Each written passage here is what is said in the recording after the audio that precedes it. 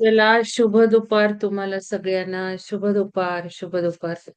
आज थोडं लवकर जमलोय आपण, कारण जायचंय, मला अपॉइंटमेंट आहे. तर ऍक्च्युली मी काल अमृता मॅडमचं ऐकत बसली होती, अजून राहिले थोडं. ते मला काही संपूर्ण म्हणून 2च्या ऐवजी 2:15ला जॉईन होऊ म्हटलं, पण राहिलंय अजून.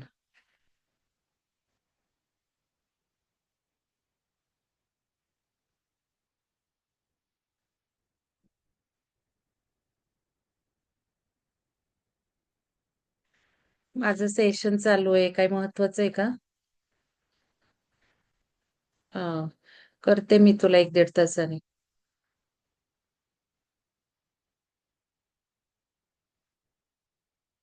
तर चला, आपला भाग 13 वाचायचा आहे आपल्याला. कुमारील भट्टशी भेट, भाग 1. तर सत्याची कोणती भाषा नाही. भाषा मनुष्य निर्मित गोष्ट आहे. सत्याची कोणती भाषा नाही. भाषा मनुष्य निर्मित गोष्ट आहे. परंतु सत्य मनुष्य निर्मित नाही. बघा, सत्य मनुष्य निर्मित नाही. सत्य हा मनुष्याचा आविष्कार आहे. सत्य निर्माण अथवा प्रमाणित करावे लागत नाही. सत्य फक्त उकलावे लागते, विशद करावे लागते. एक उच्चतम उद्दिष्ट जणू शंकराचार्यांची वाट पाहत होते. ते आचार्यांना कर्म करण्याची प्रेरणा देत होते. त्यांच्या मनाला एकच तळमळ लागून राहिली होती, ती म्हणजे गुरुच्या आदेशानुसार कुमारील भट्ट बरोबर शास्त्रार्थ करण्याची. जीवनात उच्चतम उद्दिष्ट असेल तर दिशा आपोआप ठरते. नाही तर हे करू की ते करू या संभ्रमात माणूस दिशाहीन होतो. उद्दिष्टांप्रत नेणारी कार्ये आपोआप निवडली जातात. उद्दिष्टांपासून दूर नेणाऱ्या कार्याचा त्याग केला जातो. म्हणून तुम्ही सुद्धा तुमच्या जीवनाचे उद्दिष्ट ठरवा. त्याबाबत जागृत राहा व ते सतत नजरेसमोर ठेवा. तर प्रत्येकाच्या समोर उद्दिष्ट हवंय. आपण का जगतोय, काय आपल्याला साध्य करायचं आहे. उद्दिष्ट ठेवले तर त्याच्यासोबत जागृत राहायचं आहे. सतत नजरेसमोर ठेवायचं आहे. शंकराचार्य व कुमारील भट्ट यांची भेट ईश्वराची अद्भुत लीला होती. दोघांच्या पद्धती जरी निराळ्या असल्या तरी दोघांनी वैदिक धर्माचे रक्षण केले. एकाने कर्मकांडांचा आधार घेतला तर दुसऱ्याने ज्ञानकांडावर बळावर वेदविरोधी पक्षांना गप्प केले. कुमारील भट्ट एक दिग्विजयी पंडित होते. वैदिक शास्त्र व बौद्ध दर्शन याचा त्यांचा गाढा अभ्यास होता. त्यांनी वेदांचा विरोध करणारे वेगवेगळे धर्म व मते असणाऱ्या विद्वानांबरोबर शास्त्रार्थ करून त्यांना पराजित केले होते व वैदिक धर्माची पुनर्स्थापना केली होती. समाजात पसरलेली अनीती व अनाचार रोखण्यासाठी वैदिक धर्माचा प्रचार करण्याचे त्यांनी लहानपणापासूनच ठरवले होते. म्हणून अनेक शास्त्रे, वेद तसेच दर्शन यामध्ये विशेष प्रावीण्य संपादन करून त्यांनी स्वतःला ते कार्य करण्यायोग्य बनवले होते. लक्षात घ्या, पहिले पाऊल असते आपले ध्येय निश्चित करण्याचे. त्यानंतर त्या ध्येयानुसार आपले शरीर व मन त्यायोग्य बनवण्याचे. त्यासाठी आवश्यक असणारा अभ्यास, निरंतर पठण व प्रयोग करावे लागतात. तेव्हा कुठे कालांतराने उद्दिष्ट साध्य होते. आजपर्यंत ज्या महान व्यक्ती होऊन गेल्या आहेत, त्यांनी हेच केले. शंकराचार्य लहान असतानाची ही गोष्ट आहे. चहूबाजूला बौद्ध धर्माचा प्रसार झाला होता. कुमारील भट्ट शस्त्रवेत्ता होते, परंतु बौद्ध धर्माच्या तत्वज्ञानाबद्दल अनभिज्ञ होते. त्यांना ते जाणून घेण्याची इच्छा होती, जेणेकरून लोकांना त्यातील योग्य व विस्मृतीत गेलेली तत्वे सांगून सत्याचा परिचय होईल. कारण त्यावेळी बौद्ध धर्माचे पतन होऊ लागले होते. बौद्ध धर्माचे तोकडे ज्ञान असणारे तथाकथित अनुयायी ज्ञानाची तोडफोड करून स्वतःचा स्वार्थ साधत होते. समाजाला या ढोंगापासून व कपटापासून वाचवण्यासाठी कुमारील भट्टांना बौद्ध धर्माची शिकवण जाणून घ्यायची होती. म्हणून त्यांनी बौद्ध धर्माचा वेश परिधान करून बौद्ध धर्माच्या प्रमुख शाळेत प्रवेश घेतला. काही दिवसातच त्यांनी बौद्ध धर्माचे मर्म योग्य प्रकारे समजून घेतले. कोणत्याही सिद्धांताला अथवा फिलॉसॉफीला विरोध करायचा असेल तर आधी त्याचा पूर्णपणे अभ्यास करावा लागतो. त्यानंतरच त्यातल्या त्रुटी लक्षात येतात. अखंड साखळी कुठे तुटली आहे याचा बोध होतो. कुमारील भट्टने याच तंत्राचा अवलंब केला. एके दिवशी कुमारील भट्ट पाठशाळेत अभ्यास करत होते. तिथे इतर काही विद्यार्थी सुद्धा अभ्यासात मग्न झाले होते. त्याच वेळी त्यांचे बौद्ध गुरु वेदांची निंदा करत उद्गारले, "वैदिक धर्म ढोंगी लोकांचा धर्म आहे. तो तुमचं काही भलं करणार नाही." वैदिक धर्माची अशी अवहेलना झालेली पाहून कुमारील भट्टच्या डोळ्यातून अश्रू वाहू लागले. त्यांना रडताना पाहून त्यांचे सहाध्यायी व गुरु यांना त्यांच्या बौद्ध विद्यार्थी असण्याबद्दल शंका वाटली. कालांतराने त्यांना समजले की ते वैदिक धर्मी ब्राह्मण आहेत व बौद्ध धर्माच्या शास्त्राचे मूळ तत्व जाणून घेण्यासाठी वेश बदलून आले आहेत. म्हणून त्यांना शत्रू समजून पाठशाळेतून हाकलून देण्यासाठी सर्वजण उपाय शोधू लागले. एकदा अशी काही घटना घडली की बौद्धांची इच्छा पूर्ण झाली. एके दिवशी कुमारील भट्ट छतावर बसून काही विचार करत होते. आजूबाजूला काही विद्यार्थी उभे होते. त्यावेळी द्वेषबुद्धीने एका विद्यार्थ्याने पाठीमागून येऊन त्यांना जोरात धक्का दिला. कुमारीलने त्या दुष्ट विद्यार्थ्याकडे रागाने पाहिले व म्हणाले, "वेद जर खरे असतील तर माझे रक्षण होईल." उंच छतावरून ढकलून दिले तरी ते वाचले. हे पाहून बौद्ध भिक्षूंना खूप आश्चर्य वाटले. परंतु उंचावरून पडल्यामुळे त्यांच्या एका डोळ्याची दृष्टी अंधुक झाली. कुमारीलना याची काही पर्वा नव्हती. कारण त्यांना माहिती होते की त्यांनी कपट बुद्धीने या बौद्ध शाळेत प्रवेश घेतला होता. या कारणासाठी ईश्वराने त्यांना शिक्षा दिली आहे, असे समजून त्यांनी या गोष्टीचा स्वीकार केला. ते स्वतःशी प्रामाणिक होते, स्वतःच्या चुकांबद्दल जागृत होते, म्हणून जीवनात घडणाऱ्या नावडत्या गोष्टींचाही त्यांनी आनंदाने स्वीकार केला. तर कुमारील भट्टच्या मनात वेदांप्रती अढळ विश्वास होता. या भावनेमुळे ते उंचावरून पडून देखील बचावले. स्वतःचा विश्वासच जीवन जोडतो किंवा तोडतो. किती छान वाक्य आहे बघा. स्वतःचा विश्वासच जीवन जोडतो किंवा तोडतो. उपरोक्त घटनेमध्ये कोण चूक, कोण बरोबर यावर खल न करता कुमारीलच्या विश्वासाची ताकद ओळखायची आहे. आपल्या जीवनाची जी तत्वे आहेत, आदर्श आहेत, त्यावरचा आपला विश्वास अढळ आहे का? की परिस्थिती बदलताच ते बदलतात? कधी इकडे तर कधी तिकडे अशा दोलायमान विश्वासाने चमत्कार घडत नाहीत. बौद्ध धर्माचे मर्म जाणून घेऊन कुमारील भट्ट पुन्हा वैदिक धर्माचा प्रचार करू लागले. देशभर हिंडून त्यांनी बौद्धांच्या मतांची निसटलेली शृंखला सांगून वैदिक धर्माचे प्रतिपादन केले. शास्त्रार्थात ते आपली बुद्धी, तर्क व प्रमाणपणाला लावून बौद्ध पंडितांची बोलती बंद करत. हे लक्षात ठेवून एके दिवशी एक विशाल प्रसार सभेमध्ये शास्त्रार्थ करण्यासाठी बौद्ध आचार्यांनाही बोलवले गेले. कुमारील भट्टच्या प्रतिभेपुढे कोणत्याही विद्वान बौद्धाचा टिकाव लागला नाही. शेवटी बौद्ध आचार्यांबरोबर त्यांचा सामना झाला. प्रयत्नपूर्वक शास्त्रार्थानंतर बौद्ध आचार्यांनाही आपला पराजय स्वीकारावा लागला. कुमारीलच्या या विजयामुळे संपूर्ण भारतात वैदिक धर्माच्या नवजागरणाचा पाया रचला गेला. अशा अद्वितीय विद्वान वेद रहस्याचे ज्ञाता महापंडित कुमारील भट्टला शास्त्रार्थात हरवण्यासाठी शंकराचार्य प्रयागला निघाले.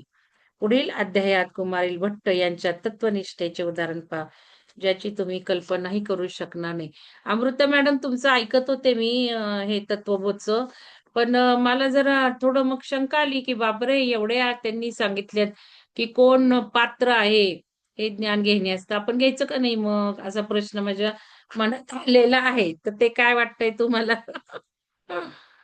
ऍक्च्युली हे त्याविषयी बोलणं झालं होतं, तेच इम्प्लिमेंटेशनचा पार्ट काही म्हणजे श्रद्धा मॅडमनी म्हटलं होतं की आपण काही असं करू शकतो का ऍक्टिव्हिटी टाईप म्हणून. कारण आम्ही पण तिथे गेलो होतो, पहिल्यांदाच त्यांनी डिटेलमध्ये एवढं सगळं सांगितलं. म्हणजे सगळेच तेवढ्या सगळ्या लक्षणं असलेले नाही आहेत, पण ऍटलिस्ट ज्ञान मिळाल्यावर तरी आपण आपल्यामध्ये बदल करू शकतो की ती लक्षणं प्राप्त होण्यासाठी असं. चाललंच आहे ना, आपण आपण हम्म. बघतोय ना, आपण सारखी चर्चा असतेच की त्याची हो. आपल्यावर, का नाही? हो. आपण आपण मार्गक्रमण करतच आहोत हळूहळू का नाही करत? बरोबर. आपण सगळ्या बाजूनी करतोय, म्हणजे हे पण करतोय, ते पण करतोय, एकच धरून नाही चालत. हम्म. हा दिशा, ती दिशा, ती दिशा, ती दिशा असं करतो.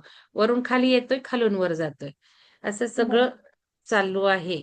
पण मी म्हणजे सगळे ऐकून नाही शकले. ऍक्च्युअली मी 2चं 2.25 त्यामुळेच केलं. मी ऐकत होते आणि मला ते काही सोडवावं ना. पण नाहीच झालं पूर्ण शेवटी. म्हटलं जाऊ दे, पण मग हे पण नाही होणार, मग पुस्तक परत राहील. तरी हो. होते का नाही काय माहिती, असं झालंय. नाही झालं तर ठीक आहे, उद्या घेईल. तर अं, ते प्रश्न पडले, आता ऐकते अजून शेवटचं, मग बघूयात. ज्ञान घ्यायला काही हरकत नाही, पण त्यांनी स्पष्ट असं म्हटलेलं आहे ना, आपण हो. एक तरी कन्सेशन पात्र करतोय का त्यातली? नाही, मला वाटतं की सगळी राहू देत, पण आपल्याकडे काहीतरी लक्षणं आहेत म्हणून तरी ते आपल्यापर्यंत पोहोचलंय. हां, नाहीतर मग ते तर सगळी आहेच आहे. करायची. हां. ते तर आहेच आहे. येस. कुमारील भट्टशी भेट भाग 2. आता बघा, कुमारील भट्ट बरोबर आपण सगळं ऐकलं त्यांची बॅकग्राऊंड. आता त्यांच्यावर शंकराचार्य यांची भेट आहे. शब्दांच्या जंजाळातून बनलेली शास्त्र घनदाट जंगलाप्रमाणे आहेत. शब्दांच्या जंजाळापासून बनलेली शास्त्र घनदाट जंगलाप्रमाणे आहेत. जिथे मन फक्त भरकटत राहते, म्हणून विवेकशील माणसाने स्वची अथवा वास्तविक प्रकृती जाणण्याचे उद्दिष्ट ठेवले पाहिजे. कुमारील भट्ट समाजासाठी धार्मिक व आध्यात्मिक कार्य करत होते. जेव्हा त्यांच्या या कार्याला ओहोटी लागली होती, त्यावेळी शंकराचार्य पूर्ण जोमाने अद्वैत ब्रह्मज्ञानाचा प्रसार करत होते. समाजात धर्माची ढासळलेली स्थिती पाहून त्यांना वेगवेगळ्या दलांच्या पंडिताबरोबर शास्त्रार्थ करण्याची आवश्यकता वाटू लागली. लोक पोंगा पंडितांनी पसरवलेले ढोंग व कर्मकांडे यातून बाजूला होऊन खरा धर्म समजू शकतील असे त्यांना वाटत होते. परंतु भारतभर त्यांनी पदयात्रा करून लोकांना समजावून सांगितले की हिंदू धर्माच्या विभिन्न शाखा व उपशाखा यांचा वेद हा एकमेव स्रोत आहे.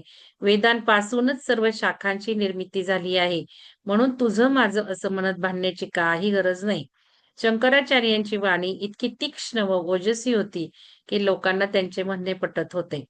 सनातन वैदिक धर्म हाच खरा धर्म आहे, असे शंकराचार्यांनी जाहीरपणे घोषित केले. अंधभक्ती सोडून देऊन लोकांनी सत्य जाणले पाहिजे, असे ते सांगत. यासाठी कोणीही शास्त्रार्थ करून स्वतःचा भ्रम दूर करू शकतो, असे त्यांनी आव्हान दिले. हिंदू धर्मापासून उत्पन्न झालेल्या वेगवेगळ्या मतप्रवाहांबरोबर शंकराचार्यांनी शास्त्रार्थ केला. ते सर्व वेदमूलक आहे हे सिद्ध करून त्यांनी वैदिक धर्माच्या विराट स्वरूपाची रचना केली. शंकराचार्यांनी केलेल्या या घोषणेमुळे देशभरात खळबळ माजली. ईर्षेने लोक शंकराचार्यांनाच ढोंगी ठरवू लागले. परंतु सूर्याचा प्रकाश कोणी थांबवू शकतो का? सुरुवातीला लहान-सहान पंडित शंकराचार्यांच्या बुद्धीची परीक्षा घेऊ लागले. त्यानंतर मोठे मोठे प्रकांड पंडित आले. सर्वजण एकामागून एक पराजित होऊ लागले.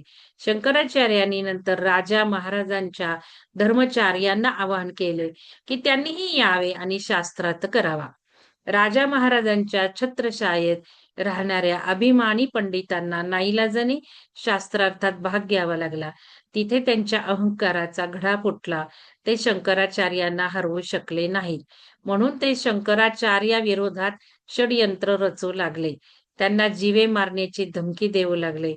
परंतु ओजस्वी निर्भय शंकराचार्य त्यांच्या बाष्कळ दमदाटीला थोडेच घाबरणार होते. शंकराचार्य कोणताही मान मरातब इब्रत नाव किंवा पैसा मिळावा यासाठी हे करत नव्हते. त्यांना फक्त काळजी होती ती समाजाची, देशाची, खरा धर्म जिवंत ठेवण्याची. म्हणून कोणतीही अडचण त्यांना थांबवू शकली नाही. ज्यावेळी शंकराचार्य आपल्या विद्वत्तेने सर्वांना दिपवून टाकत होते, त्यावेळी कुमारील भट्टचे प्रचार व प्रसाराचे कार्य समाप्त झाले होते. त्यांचे प्रमुख शिष्य मंडन मिश्रने आपल्या गुरुच्या कार्यभाराची जबाबदारी स्वतःच्या खांद्यावर घेतली होती. कुमारील भट्टांनी कपटाने बौद्धांच्या पाठशाळेत जाऊन ज्ञान संपादन करून त्यांचा विश्वासघात केला होता. म्हणून याचे प्रायश्चित्त घेण्याची त्यांची इच्छा होती. देह भस्म होण्यापूर्वी शंकराचार्यांशी भेट व्हावी ही त्यांची शेवटची इच्छा होती. त्यावेळी सारा देश शंकराचार्यांचे गुणगान करत होता. कुमारील भट्टने त्यांना पाहितले नव्हते, तरीही आपल्या प्रबळ सहयोगीची गुणगाथा ऐकून ते खूप प्रसन्न झाले होते, परंतु अजूनपर्यंत त्यांची भेट होऊ शकली नव्हती. इकडे शंकराचार्य वृंदावन, मथुरा येथे जाऊन प्रयागला येऊन पोहोचले. शास्त्रांचे आघात पंडित कुमारील भट्टना भेटण्यासाठी ते खूप उत्सुक होते. त्यांच्याकडून त्यांनी केलेल्या भाष्यावर समीक्षा करण्याची त्यांची इच्छा होती. प्रयागात गंगा, यमुना, सरस्वती यांचा त्रिवेणी संगम बघून त्यांचे मन उल्हासित झाले. त्या स्थानाच्या पावित्र्याने त्यांचे अंतर्मन अनामिक अशा भावधारेत बुडून गेले. तिथेच त्यांना कुमारील भट्ट घेत असलेल्या प्रायश्चित्ताबद्दल कळले. वास्तविक शंकराचार्य कुमारील भट्टांबरोबर शास्त्रार्थ करण्यासाठी आले होते. त्यांच्या समवेत राहून आपले कार्य पुढे नेण्याची त्यांची इच्छा होती. परंतु नियतीला काही वेगळेच मंजूर होते. कुमारील भट्टच्या शोधात ते थोडे दूर गेले, पण बघतात तर काय, मोठ्या सुकलेल्या गवताच्या ढिगाऱ्यावर कुमारील भट्ट उभे होते व त्यांना अग्नी दिला जात होता. तिथे उपस्थित व ब्राह्मण, पंडित, शिष्यगण उदासपणे हे दृश्य पाहत होते. त्यांची सत्यनिष्ठा पाहून शंकराचार्य आश्चर्यचकित झाले. गर्दीला दूर सारत ते तत्काळ कुमारीलपर्यंत पोहोचले. शंकराचार्यांना अचानक समोर पाहून त्यांच्या आनंदाला पारावर उरला नाही. हात जोडून त्यांनी कृतज्ञता व्यक्त केली. उत्तरादाखल शंकराचार्यांनीही हात जोडले. महाप्रस्थान करण्यापूर्वी शंकराचार्यांचे दर्शन घडल्यामुळे ते प्रसन्न झाले होते. ते म्हणाले, तुमच्या महान कार्याबद्दल ऐकून आहे. या जीवनात तुम्हाला भेटण्याची खूप इच्छा होती. अंतिम घडीला तुमचे दर्शन घडले, त्यामुळे मी कृतार्थ झालो आहे. कोणत्या हेतूने तुम्ही इथे आला आहात? कुमारील भट्टच्या तोंडून निघालेले शब्द ऐकून शंकराचार्यांना आश्चर्य वाटले. आपल्याबाबत ते असा विचार करतात हे त्यांना माहिती नव्हते. काही वेळ शांत राहून ते म्हणाले, हे महापंडित, मी वेदव्यासांच्या आदेशावरून इथे आलो आहे. अद्वैत सिद्धांताच्या प्रचारासाठी मी ब्रह्मसूत्रावर भाष्य लिहिले आहे. तुम्ही ते वाचून त्यावर टिप्पणी करावी अशी माझी इच्छा आहे. शंकराचार्यांच्या मुखातून निघालेले वचन ऐकून ते व्याकुळ झाले आणि काही काळ शांत राहून ते म्हणाले, आता माझा शरीराचा अंत जवळ आला आहे. शास्त्रार्थ करण्याची आता वेळ नाही. तुम्ही जर आधी आलास तर मी अग्निप्रवेश केला नसता. यावर शंकराचार्य म्हटले, अजूनही वेळ गेलेली नाही. मी माझ्या कमंडूतील पाणी शिंपडून अग्नी शांत करतो. उत्तरादाखल कुमारील भट्ट म्हटले, हे आचार्य शंकर, मला माझ्या संकल्पापासून दूर करण्याचा प्रयत्न करू नका. मला पश्चाताप पूर्ण करण्यासाठी सहयोग करा. मी तुम्हाला एक मदत करू शकतो. तुम्हाला जे कार्य माझ्याकडून करून घ्यायचे आहे ते माझा शिष्य मंडन मिश्र याच्या करवी करून घेऊ शकता. मंडन माझा सर्वात विद्वान शिष्य आहे. शास्त्रार्थात तो माझ्या इतकाच प्रवीण आहे. पंडित मंडनला शास्त्रार्थात पराजित करून तुम्ही त्याला तुमच्या बाजूला वळवू शकता. जर तो तुमच्या पक्षात आला तर तुम्ही केलेल्या भाष्यावर तो उत्तम टिप्पणी करेल. शास्त्रार्थात तुम्ही त्याची पत्नी उभय भारतीला मध्यस्थ करा.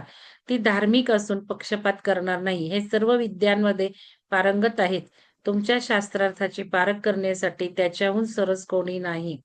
पुढे कुमारील म्हणाले, माझा देह भस्मसात होईपर्यंत तुम्ही माझ्या समोर उभे राहा. मला तुमच्याबद्दल विशेष प्रेम वाटते, कारण तुम्ही वेदांचा उद्धार करण्याचा विडा उचलला आहे. तुमच्या केवळ दर्शनाने माझी शारीरिक व मानसिक पीडा नाहीशी झाली आहे. मी आता सर्व बंधनातून मुक्त झालो आहे. कुमारीलने धर्मासाठी घेतलेले प्रायश्चित्त विलक्षण होते. असे उदाहरण कधी पाहायला मिळत नाही. उच्च चेतनेची उपस्थिती किती बलशाली असते ही घटना दर्शवते. तिच्या केवळ उपस्थितीने समोरच्याचे चित्त शुद्ध होऊ शकते. त्याची सारी पापे नष्ट होऊ शकतात. अपराध बोध नाहीसा होतो. त्याच्या साऱ्या शारीरिक व मानसिक यातना नष्ट होऊ शकतात. साक्षात मृत्यूकडे तो साक्षी भावनेने बघू शकतो. आपण आपल्या चेतनेची इतकी जर काळजी निश्चित घ्यायला हवी की ज्यामुळे आपल्या आजूबाजूला असणारे लोक आनंदित होतील. अशा महान विभूतींचे चरित्र फक्त एका गोष्टीपुरते मर्यादित नाही.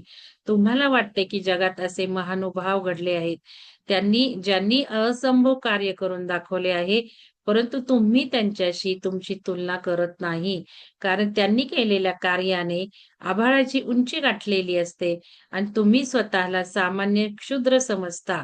आपल्या जीवनात जी काही परिस्थिती आहे, जे कार्य तुम्ही करत आहात ते सचोटीने चांगल्या प्रकारे आपण करत आहोत याकडे लक्ष दिले पाहिजे. या विभूतीच्या गुणांना दुर्लभ न समजता आपल्या स्तरानुसार त्यातले काय घेता येण्यासारखे आहे यावर मनन करायचे आहे. आता पुढील अध्यायाकडे वळू. शंकराचार्य व मंडन मिश्रच्या शास्त्रार्थाचा अद्भुत प्रसंग जाणून घेऊ. आता त्यांनी शिष्याकडं सोपवलंय. आता बघू 15वा भाग आहे मंडन मिश्र बरोबर शास्त्रार्थ. तीर्थाटन करण्यासाठी कुठे जाण्याची गरज नाही. काय वाक्य लिहिले? तीर्थाटन करण्यासाठी कुठे जाण्याची गरज नाही. विशेष रूपात शुद्ध झालेले मन विशेष रूपात शुद्ध झालेले मन सर्वात मोठे व चांगले तीर्थस्थान आहे. खूप छान वाक्य आहे बघा. मंडन मिश्र शास्त्रातले प्रकांड पंडित होते. तर्क व युक्ती यात चातुर्य असल्याने शास्त्रार्थात त्याच्यासमोर कोणाचा टिकाव लागत नसे. आत्मज्ञानी व शास्त्रज्ञाता असूनही ते मोठ्या थाटावाटाने राहत होते. कुमारील भट्टचे शिष्य असल्यामुळे ते द्वैतवादी होते. म्हणून भक्त व भगवान वेगवेगळे आहेत असे ते मानत. ते ऋषी जैमिनीचे मीमांसा शास्त्र मानणारे होते. त्यांच्या पत्नीचे नाव सरस्वती देवी होते. ती खूप बुद्धिमान स्त्री होती. जणू काही साक्षात सरस्वतीच. रूपाने व गुणांनी सुंदर असल्यामुळे लोक त्यांना उभय भारती म्हणू लागले. मंडन मिश्र आपल्या गुरुप्रमाणे वैदिक धर्माच्या प्रसारासाठी नेहमी प्रयत्नशील होते. दूरवरून त्यांना शस्त्रार्थासाठी बोलवले जाई. ते प्रवृत्ती मार्ग म्हणजे कर्म मार्गाचे प्रबळ समर्थक व अत्यंत कर्मठ गृहस्थ होते. निवृत्त मार्गाचे ज्ञान मार्ग त्यांना विशेष आस्था नव्हती. ते कर्मकांडी पंडित होते. कर्मकांड केल्याशिवाय अंतिम सत्य प्राप्त होऊ शकत नाही असे ते मानत. त्यांच्या प्रखर प्रतिभेपुढे लोक त्यांच्याशी शास्त्रार्थ करण्यास घाबरत होते. असा महिमा असलेल्या मंडन मिश्र बरोबर शास्त्रार्थ करण्यासाठी शंकराचार्य गेले होते. नर्मदा नदीच्या किनाऱ्यावर बसलेल्या महिष माती नावाच्या नगरामध्ये मंडन मिश्र निवास करत होते. ते निर्भय होते, कारण त्यांना विश्वास होता की जेव्हा ज्या ज्ञानाची गरज असते ते आपोआप अंतरंगातून बाहेर येते. किती सुंदर वाक्य आहे बघा. जेव्हा ज्या ज्ञानाची गरज असते ते आपोआप अंतरंगातून बाहेर येते. शंकराचार्य जेव्हा त्यांच्या घरी पोचले तेव्हा तिथे त्यांच्या पित्याचे श्राद्ध कर्म सुरू होते. त्यांनी द्वारपालाला सूचना देऊन ठेवली होती की आज कोणत्याही संन्याशाला आत येऊ देऊ नये. शंकराचार्यांनी वारंवार द्वारपालाकडे आत जाण्यासाठी विनंती केली, परंतु मंडन मिश्रच्या आदेशानुसार द्वारपालाने त्यांना आत जाण्यास मनाई केली. श्राद्ध किंवा विवाह या कार्यात संन्याशाने येणे हे निषिद्ध मानले जाईल. त्याच वेळी नेमके मंडन मिश्र दरवाजाजवळ आले. अचानक एका तेजस्वी संन्याशाला पाहून ते द्वारपालाला रागावू लागले. शंकराचार्यांकडे वळून त्यांनी त्यांच्या येण्याचे कारण विचारले. शंकराचार्य म्हणाले, मी आपल्या विद्वत्तेची प्रशंसा ऐकली आहे. आज श्राद्धच्या दिवशी मी आपल्याबरोबर शास्त्रार्थ करण्याची भिक्षा मागतो. तुमच्या शास्त्रार्थ करण्याची माझी प्रबळ इच्छा आहे. शंकराचार्यांना आपादमस्तक न्याहाळत ते रागाने म्हणाले, कोणाबरोबर शास्त्रार्थ? तुमच्याबरोबर आहात तुम्ही कोण? शंकराचार्य अत्यंत साधेपणाने उत्तरले, मी ब्राह्मण कुळातील आहे. शास्त्रवेत्ता आचार्य गोविंदपाद यांच्याकडून मी शास्त्राचे ज्ञान संपादन केले आहे. तुमच्याबरोबर शास्त्रार्थ करण्याची इच्छा मनी बाळगून मी इथे आलो आहे. मंडन मिश्राने भुवया उंचावून रागाने विचारले, बाह्य लक्षणावरून तर तुम्ही ब्राह्मण वाटत नाही. तुमच्या गळ्यात ना जानवे ना डोक्यावर शेंडी. उपनयन मुंज संस्कार झाल्यावर डोक्यावर शेंडी ठेवली जाते ती नव्हती. शंकराचार्यांनी त्वरित उत्तर दिले, डोक्यावर शेंडी ठेवल्याने जानवे घातल्याने का कोणी ब्राह्मण ठरते? निष्कारण ओझे कशाला? जो सतत ब्रह्मात लिहित असतो तो खरा ब्राह्मण आहे. ऍक्च्युअली हे माझ्या मनात आज विचार येऊन गेले होते सकाळी, काय माहिती कशावरून. जानवं आणि करदोडा घालतो आपण कमरेला त्याच्यावरून. आणि म्हणजे रेकॉर्डिंग बंद करते जरा, कारण मला असं काही वेळेला वाटतं की मी कमी पडले काय असं वाटतं. तर बघा, निष्कारण ओझे कशाला? जो सतत, मी तरी कुठं असते हो, बघा ना तुम्ही, बघा मंगळसूत्र घातलंय का, हे असं घातलं पाहिजे नाही घातलं पाहिजे त्याच्या पलीकडे गेलेली आहे मी. वाटलं तर घालते, नाही तर नाही. पलीकडे जाऊन पोचलोय. तर जो सतत ब्रह्मात लीन असतो तो खरा ब्राह्मण आहे. म्हणजे जो सतत ईश्वराच्या सेल्फ संपर्कात असतो, आपल्या अस्तित्वाच्या असण्याच्या जाणीवेत मग्न असतो, तो खरा ब्राह्मण. बाह्य लक्षणांनी ब्राह्मण असल्याचे दाखवणे हा फक्त दिखावा आहे. ब्रह्मज्ञानाचा अनुभव हे ब्राह्मण असण्याचे लक्षण आहे. शंकराचार्यांचे बोलणे ऐकून मंडन मिश्र रागाने म्हणाले, सगळ्याचा त्याग करून तुम्ही संन्याशी झाला आहात असे वाटते. भगव्या वस्त्राचा भार तुम्ही पेलू शकता आणि जानव व शेंडी यांचा भार तुम्ही पेलू शकत नाही का? अगदी हास्यास्पद आहे हे. शंकराचार्यांशी झालेल्या मंडनमिश्रचा वार्तालाप अशोभनीय होता. शेवटी तिथे उपस्थित असलेल्या ऋषींनी त्यांना थांबवले. शंकराचार्यांची अवस्था त्यांनी जाणली. त्यांची माफी असावी असे त्यांनी मंडनला सांगितले. मंडन मिश्र ऋषींची आज्ञा मोडू शकले नाहीत, म्हणून त्यांनी शंकराचार्यांची माफी मागितली व शास्त्रार्थ करण्याची भिक्षा घालण्यास तयार झाले. ज्याची हार होईल त्याने जिंकणाऱ्याचा शिष्य व्हावे अशी अट घातली. तसेच मंडनची पत्नी मध्यस्थी करेल असेही ठरले. ही घटना दाखवते की उच्च चेतनेत स्थित असलेला विद्वान सुद्धा अहंकाराने लिप्त असू शकतो. याला सत्वगुणीचा अहंकार असे म्हटले जाते. शास्त्रे, पुराणे यांचा अभ्यास करून माणूस बुद्धीने व युक्तिवादात ज्ञानी होतो. परंतु बाह्य लक्षणावरून माणसाची आंतरिक अवस्था ओळखण्याची चूक करतो. बाह्य वेशभूषा, टिळा, चंदन या दिखाऊ गोष्टी आहेत हे तो विसरून जातो. प्रत्येक साधकाने हे लक्षात ठेवायला पाहिजे. नियोजित वेळी दोन्ही महापंडितांचा शास्त्रार्थ सुरू झाला. इतर अनेक पंडित व विद्वान शास्त्रार्थ ऐकण्यासाठी आले होते. शंकराचार्य व मंडन मिश्र यांच्या आग्रहास्तव सरस्वती देवींनी मध्यस्थी करण्याचे मान्य केले. नंतर दोघांना आपल्या पक्षाबरोबर आपापली मते मांडण्यास सांगितली. आता शंकराचार्यांची प्रतिज्ञा आहे. शंकराचार्यांनी प्रतिज्ञा केली व आपली मते मांडण्यास सुरुवात केली. ते म्हणाले, अद्वैत वेदांताच्या सिद्धांतानुसार ब्रह्म सच्चित आनंद स्वरूप आहे. ज्याप्रमाणे शिंपल्यामध्ये चांदी असल्याचा भास होतो, पण प्रत्यक्षात चांदी नसते, त्याचप्रमाणे सच्चित आनंद यामध्ये संपूर्ण जगाचा अभ्यास होतो. परंतु ते फक्त दिखाऊ सत्य आहे, प्रत्यक्षात नाही. उपनिषदामधील तत्वमसी अहम ब्रह्मास्मी प्रज्ञानम ब्रह्म अयमात्मा ब्रह्म इत्यादी महावाक्यांद्वारे जेव्हा जीव व ब्रह्म याच्या एकतेचा अनुभव होतो, तेव्हा हे दिखाऊ जग समाप्त होते व जीव आपल्या खऱ्या स्वरूपात म्हणजे सच्चित आनंद यामध्ये स्थिर होतो. तो आता जीवन मरणाच्या चिंतेतून मुक्त होतो. अद्वैत ब्रह्मज्ञान म्हणजे ईश्वराबरोबर सेल्फ एकात्मतेचा अनुभव हाच वेदाचा एकमेव उद्देश आहे. कर्म, उपासना व साधना हे मनाच्या शुद्धीकरणाचे उपाय आहेत.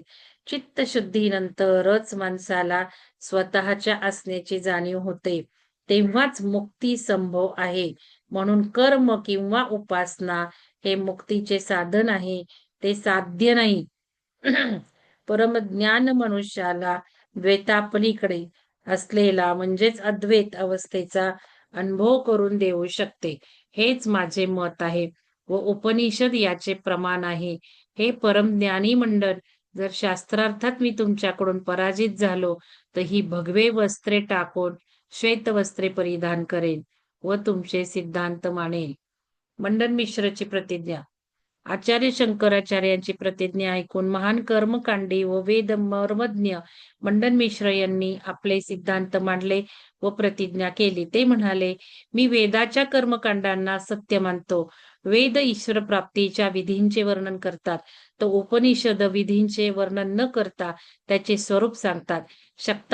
शब्दांची शक्ती सीमित आहे, त्याने दुःख निवारण होत नाही. कर्माद्वारेच दुःख मुक्ती संभव आहे. म्हणून मनुष्याने मरेपर्यंत कर्मयज्ञ करायला हवेत. वेदामध्ये ब्रह्माशी एकरूप होण्याचा जो उपदेश केला आहे, तो केवळ मनुष्याच्या कर्मामध्ये पूर्णता यावी यासाठी. अंतहीन कर्म करण्याने अंतहीन स्वर्ग प्राप्त होतो. मी जर शास्त्रार्थात हरलो तर मी गृहस्थ धर्म सोडून संन्यासी होईल. शंकराचार्य व मंडन या दोघांनी प्रतिज्ञा केली होती की जो पराजित होईल तो विजेत्याच्या मताचा स्वीकार करून त्याच्या पक्षात सामील होईल.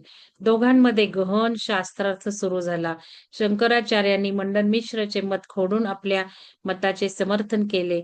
मंडनने शंकराचार्याच्या युक्तीचे खंडन करून आपलाच पक्ष कसा योग्य आहे हे सांगितले. आता युक्तिवाद अजून सूक्ष्म स्तरावर सुरू झाला. दोन्ही पक्षांकडून कठीण प्रश्नाची उत्तरे दिली जात होती.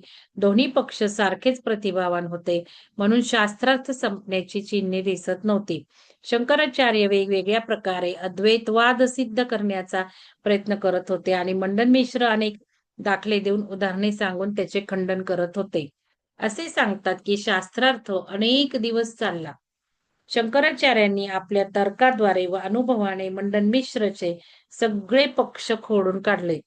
त्यांनी सिद्ध केले की वेदांत ब्रह्मज्ञानाचे प्रमाण आहे, कर्माचे नाही. बघा, वेदांत ब्रह्मज्ञानाचे प्रमाण आहे, कर्माचे नाही. शेवटी तत्वमसी हे महावाक्य घेऊन निर्णायक शास्त्रार्थ सुरू झाला.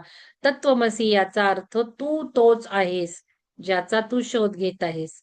मंडन मिश्रने आपले मत मांडले.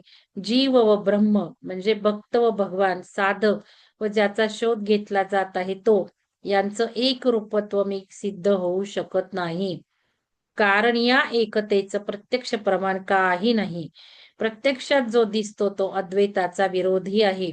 कारण प्रत्यक्ष मनुष्याचा दैनंदिन अनुभव सांगतो की मी ईश्वर नाही. फक्त तत्वमसी म्हणण्याने जीव व ब्रह्म यांची एकता सिद्ध होऊ शकत नाही. शंकराचार्य शांतपणे म्हणाले, इंद्रियांद्वारे भक्त व भगवान यांच्या एकरूपतेचं ज्ञान कधी होऊ शकत नाही.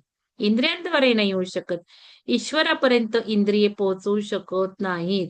कारण ईश्वर मन, बुद्धी व इंद्रिये यांच्या पलीकडील आहे. इंद्रिये शांत झाल्यावरच ईश्वराचा अनुभव घेतला जाऊ शकतो. कारण शेवटी तोच असतो. म्हणून आजचे बघा, आज अनुभव लिहिलेत काहींनी, त्यांनी लिहिलंय की शरीरावर काहीच जाणीव झाली नाही. म्हणून तर त्या अवस्थेला पार करायचंय ना आपल्याला. तर हे लक्षात घ्या. आता बघा, उरले फक्त पाहिजे चेतना. चेतना म्हणजे परब्रह्म, म्हणजे जे काही जाणवत आहे चेतनेच्या स्वरूपात ते.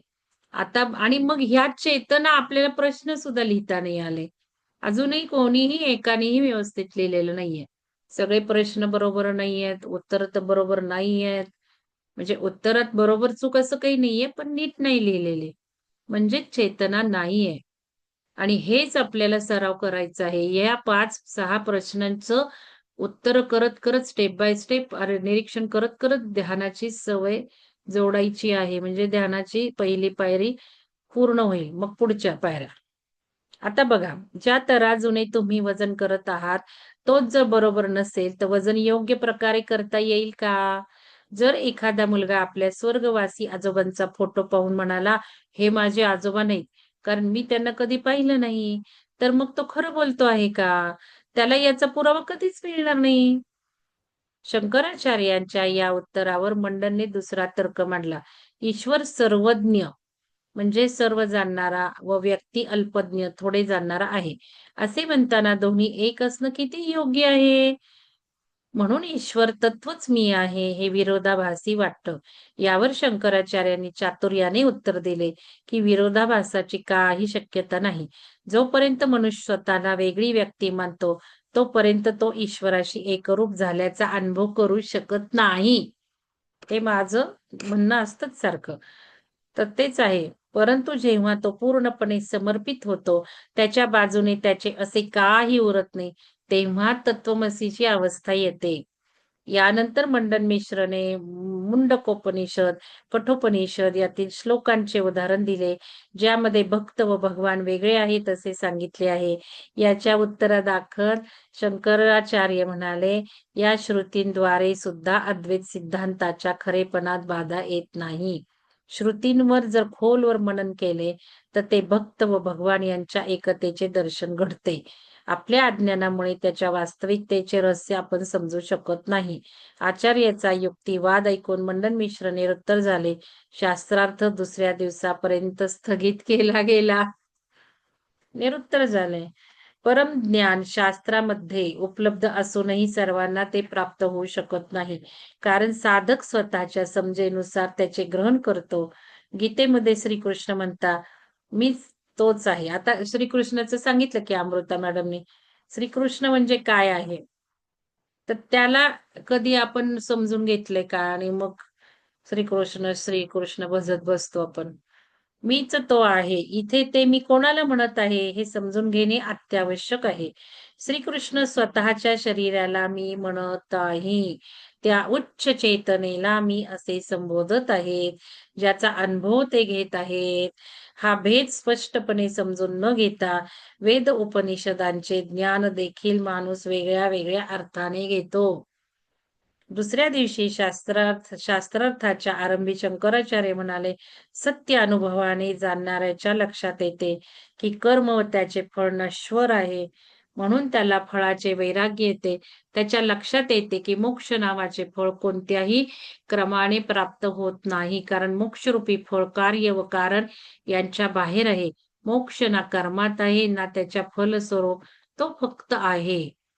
शंकराचार्यांचे म्हणणे मंडळीला योग्य वाटत होते, परंतु द्वैतवादाशी ते निष्ठावान होते. त्यांनी आचार्यांना विचारले, आपण तर्क देऊन त्रिकालदर्शी जैमिनी ऋषींच्या कर्मकांडांच्या सिद्धांताचे खंडन कसे करू शकता? आचार्य म्हणाले, मीमांसक जैमिनीच्या कर्मकांडांच्या सिद्धांतात शंका घेण्यासारखे काही नाही. त्यांचे सिद्धांत सत्याकडे निर्देश करतात. कित्येकदा एकदम अंतिम सत्य सांगितले तर ते साधकाच्या पचनी पडत नाही. ते त्याचा दुरुपयोग करू शकतात. म्हणून वेगवेगळ्या प्रकाराने सांगण्याची आवश्यकता निर्माण होते. जसे तू करता नाहीस असे सांगितले तर माणूस एखादे अननैतिक काम करून या महावाक्याचा दुरुपयोग करू शकतो. अगदी बरोबर आहे. त्यासाठी त्याला पाप-पुण्याच्या भाषेत ज्ञान देणे गरजेचे असते. साधारणपणे माणूस इंद्रियांच्या विषयाबाबत आसक्त असतो. म्हणून त्याला दिशा देण्यासाठी जैमिनीने पुण्यकर्म करण्यावर जोर दिला आहे. सकाम कर्म हळूहळू माणसाला निष्काम कर्माकडे घेऊन जातात. त्यामुळे अंतःकरण शुद्ध होते. शुद्ध मनाला सत्याची ओढ लागते आणि मग सत्याचा शोध सुरू होतो. पुढे आचार्यांनी विषय स्पष्ट करत सांगितले, कर्माद्वारे जे सुखकारक फळ प्राप्त होते ते सुद्धा एके दिवशी निघून जाते. सन्मान झाला तर अपमानही होणार. जन्म झाला तर मृत्यू अटळ. किती सुंदर वाक्य आहे बघा. सन्मान झाला तर अपमानही होणार. जन्म झाला तर मृत्यू अटळ आहे. मोक्ष जर प्राप्त झाला असता तर तो नाश पावणं निश्चित आहे. परंतु मोक्ष प्राप्त करावा लागत नाही. तो अविनाशी आहे. तो सतत उपलब्ध आहे. प्रत्येक क्षणी, प्रत्येक ठिकाणी. अज्ञानामुळे माणसाला वाटते आपण बंधनात आहोत. ब्रह्माचा अनुभव करण्यामुळे तो स्वतःच ब्रह्मस्वरूप होऊन जातो. म्हणजे मोक्ष उत्पन्न होत नाही, तर फक्त अज्ञानाचा पडदा दूर होतो. ज्याप्रमाणे सूर्यासमोर आलेले ढग दूर होताच प्रकाश पसरतो, त्याचप्रमाणे मोक्ष असतोच. तो उत्पन्न होत नाही, तर फक्त अज्ञानाचा पडदा दूर होतो. या उदाहरणावरून कर्माच्या मूर्खतेचा अनुभव येतो. जसे अंधाऱ्या खोलीत माणूस दोरीला साप समजून घाबरतो, त्याचा श्वासोच्छ्वास वाढतो, हृदयाची धडधड वाढते, त्यावेळी घरातील दुसरा सदस्य कंदील घेऊन येतो. कंदिलाच्या प्रकाशात लक्षात येते की तो साप नसून दोरी आहे. आता त्याची भीती नाहीशी होते, दुःख दूर होते व सत्य सुख जाणवते. शंकराचार्य पुढे म्हणाले, वरील उदाहरणात भीती घालवण्यासाठी कोणतेही कर्म करण्याची आवश्यकता भासली नाही. फक्त सत्याचे ज्ञान झाल्याने भीती निघून गेली व सुख प्राप्त झाले. शास्त्रे व उपनिषदे यातील वाक्ये अहम ब्रह्मास्मी तत्वमसी सोहम किंवा आजच्या भाषेत सांगायचे झाले तर ईश्वरच आहे, तोच मी आहे, हे अनुभवाने जाणून घेतले तर माणूस सर्व सांसारिक दुःखापासून निवृत्त होऊ शकतो व तेज आनंद प्राप्त करू शकतो. सांगण्याचे तात्पर्य असे की जोपर्यंत मनुष्य स्वतःला शरीर समजून जगतो, तोपर्यंत त्याला अनेक प्रकारची दुःखे व चिंता सतावतात. पण गुरु ज्ञानाचा प्रकाश पसरताच त्याला सर्व काही स्वच्छपणे दिसू लागते. ज्या सांसारिक दुःखाला तो साप समजत होता, त्याची सत्यता त्याच्या लक्षात येते. मी कोण आहे हे अनुभवाने जाणल्यानंतर शरीराशी निगडीत सुख व दुःखापासून तो दूर होऊ शकतो. शंकराचार्यांचा तर्क ऐकून मंडन मिश्र सुन्न झाले. त्यांना याचे खंडन करता आले नाही. त्यांनी स्वतःचा पराजय स्वीकारला. एवढेच नाही तर ते आचार्यांची स्तुती करत म्हणाले की आपल्या अनंत महिम्याचे गुणगान कोणत्या शब्दात करू? द्वैतवादी भक्ताला वाटते की स्थूल शरीराच्या मृत्यूनंतर तो परलोकात जाईल व जिथे त्याला त्याच्या सत्कर्माच्या आधारे स्वर्ग प्राप्त होईल. यालाच तर तो मोक्ष समजतो. आपल्या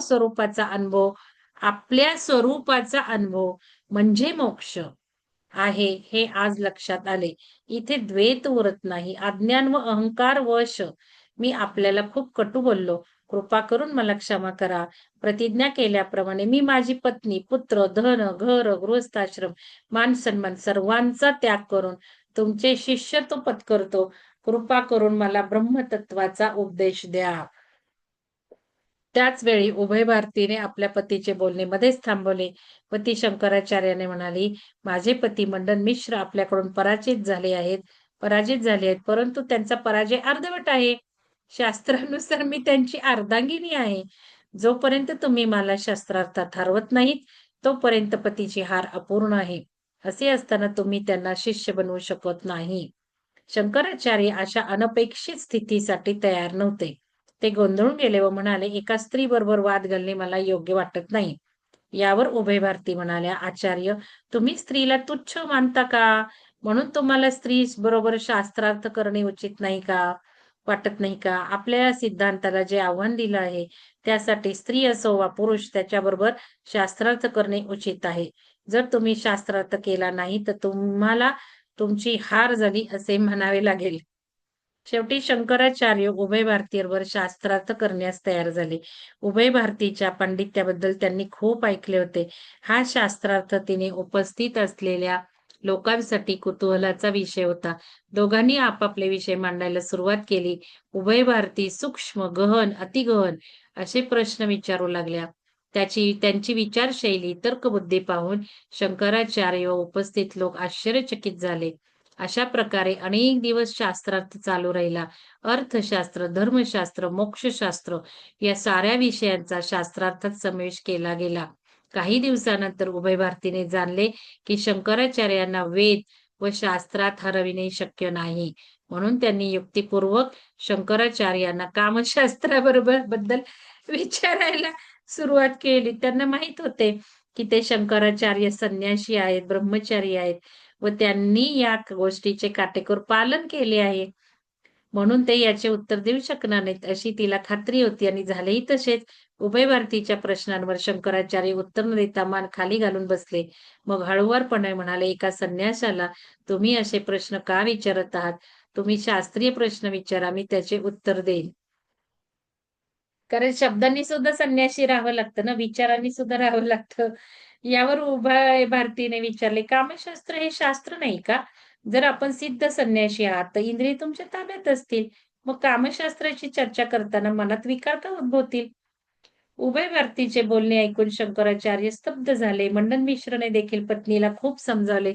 त्यावर ती म्हणाली, "ज्ञानप्राप्तीनंतर काम, क्रोधादी विकारांवर विजय प्राप्त होतो.